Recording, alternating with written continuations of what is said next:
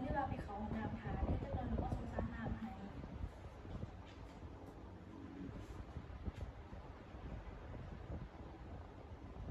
กวาดเบิ่งยาของคนเจ็บกวาดเบิ่งยาของคนเจ็บกวาดเบิ่งอุปกรณ์ก็จะมีสารหนังในส่วนของคนเจ็บมีซ้ำตัวมีถ้วยหน่อย2 ใบ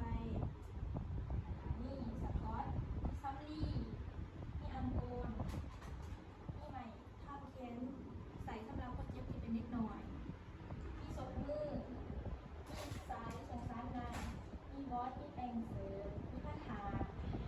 มีทางขี้เงียมีกระตุ้น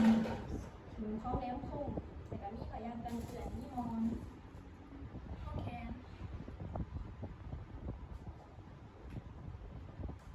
คำนวณยาที่หมอสั่งยา1 ลิตรให้เบิดภายใน4 ชั่วโมงคิดไรได้หลาย14 หยอดต่อนาที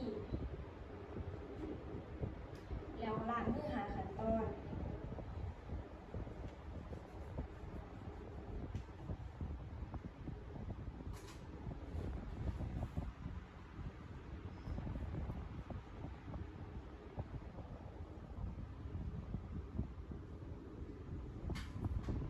ใส่สูตรมือ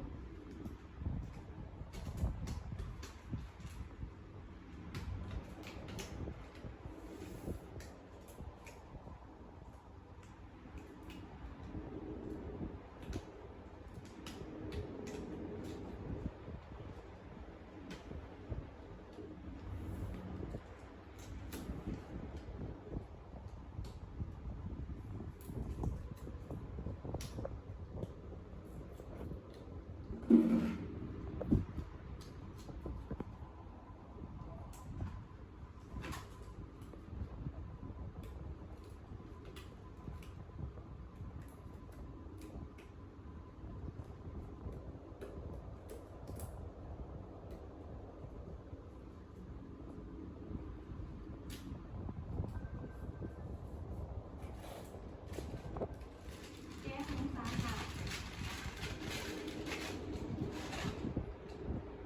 เวลาแก้สงสารหนาว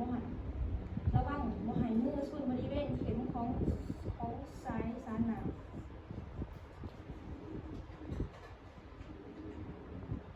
แกะหัวจุกสารหนาวออกเดี๋ยวใส่สมีดอยู่บนตัวเช็ดหัวของสารหนาว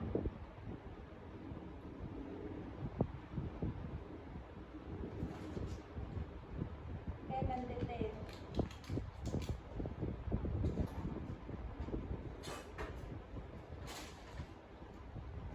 สายสำหรับมัดแขนคนเจ็บ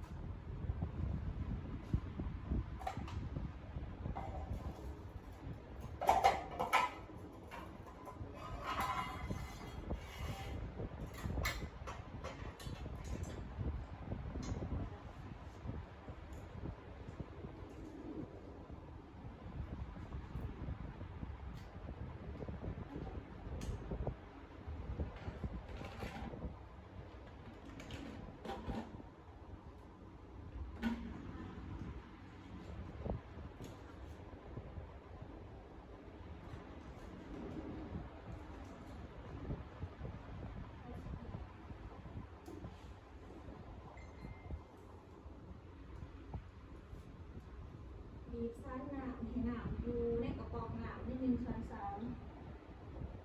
อย่าเปิดปุ่มเลยอากาศอัดสายสารหนาวไว้ไล่อากาศ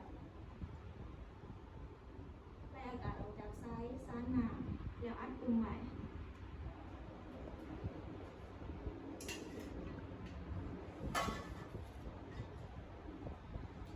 จัดทานอนให้คนเจ็บ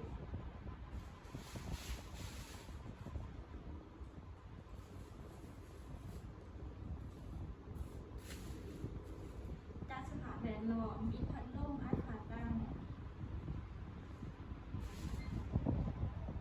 ดูดวงคนเจ็บข้อหยาด้วยแม่เด้อเป็นอาการเจ็บปวดหน่อยนึง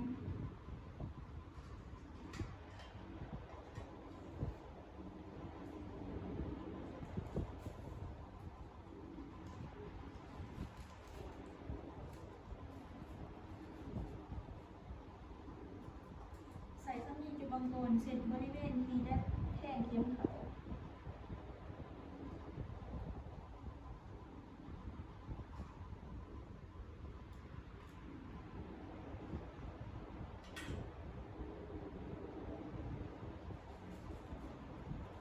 ต่างเข็มเป็นมุมที่15 องศา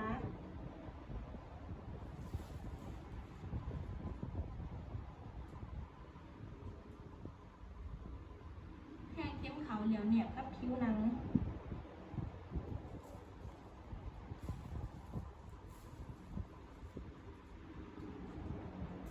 ถอดเข็มออกแล้วเอามือหนีบไว้เพื่อบ่ให้มันดันเลือดออก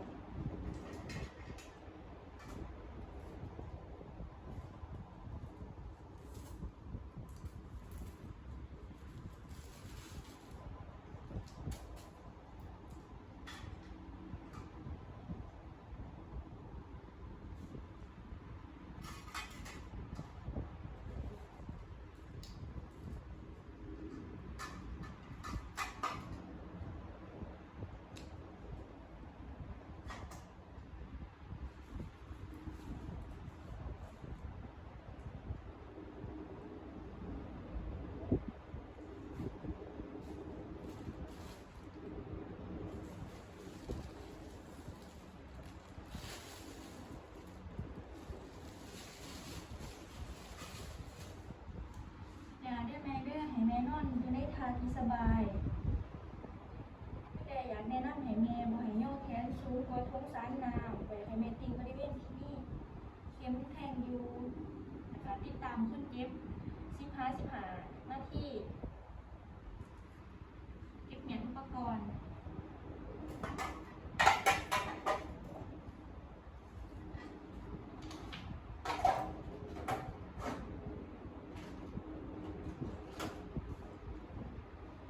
คำนวณยา14 หลอดต่อนา